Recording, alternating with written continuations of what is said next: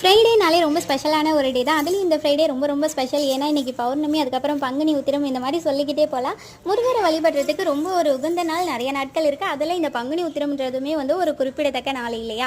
So நான் இன்றைக்கி வந்துட்டு நம்ம சேனலில் டியூஸ்டே ஃப்ரைடே 2 நாளுமே வந்துட்டு லாங் வீடியோ எடுத்து போடுவேன். பட் இன்றைக்கும் நான் அந்த பிளானில் தான் இருந்தேன்.